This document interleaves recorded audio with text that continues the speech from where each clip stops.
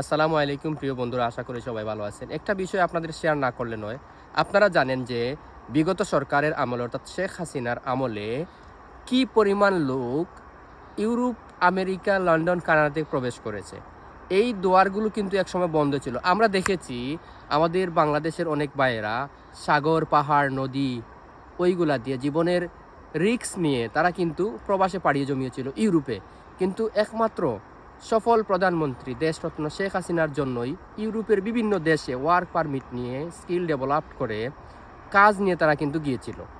আমরা দেখেছিলাম আন্তর্জাতিক মাফিয়া ডক্টর ইউনুস বলেছিলেন যে বিভিন্ন দেশ নাকি তাকে বলতেছে যে লুক পাঠান, লুক পাঠান, আমরা মানে আমাদের লুক দিতেই থাকবো, এইরকম বক্তব্য তিনি দিয়েছিলেন।